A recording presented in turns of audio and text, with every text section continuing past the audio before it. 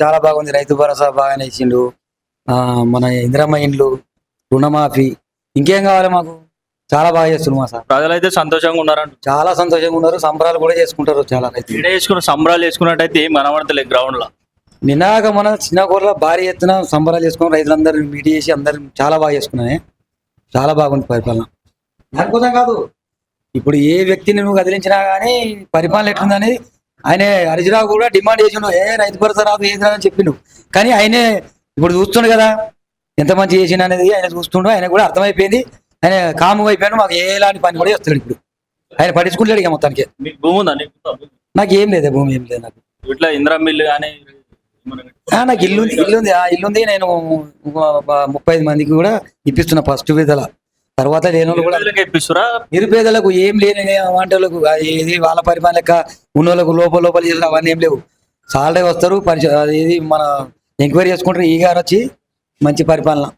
ఇట్లా రేషన్ ఇప్పుడు 3 నెలల రేషన్ బియ్యం, సన్న బియ్యం తీసుకున్నారు. అందరికి వచ్చినాయి రేషన్ బియ్యం. 3 నెలల బియ్యం, సన్న బియ్యం వచ్చినాయి.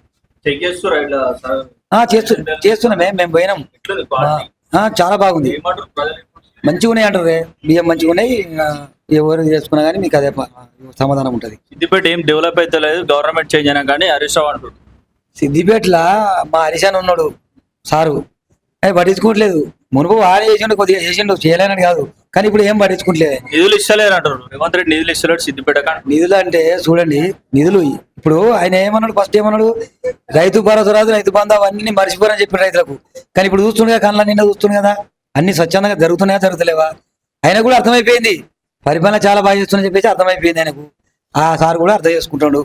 ఆయన ఇప్పుడు ఏం చేస్తాడు, ఇక ఆయన ఈ కాంగ్రెస్ లో చేస్తారు అని చెప్పేసి ఆయన కూడా ఏం చేస్తలేడు. సార్ కూడా చేసి మళ్ళా గెలుస్తారా మరి నెక్స్ట్ టర్మ్? ఎందుకు గెలవడే? మంచి పరిపాలన చేసినప్పుడు ఎవరైనా గెలుస్తారు. చాలా బాగా గెలుస్తారు. మరి మేము వస్తాం 28లో మేమే వస్తామని బీఆర్ఎస్ వాళ్ళు అంటారు.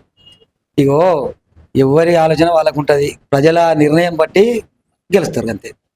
ప్రజలు కూడా నిర్ణయించాలి కానీ మనం గెలుస్తాను నాకు కూడా ఉంటది. ప్రజలు నిర్ణయించాలి. అది స్థానిక సంస్థలు వస్తున్నాయి. మరి ఇక్కడ చిన్నకోట జెడ్పీడీసీ కైవసం చేసుకుంటాయి సార్. ఖచ్చితంగా చేసుకుంటారే. జెడ్పీడీసీ ఖచ్చితంగా చేసుకుంటారు.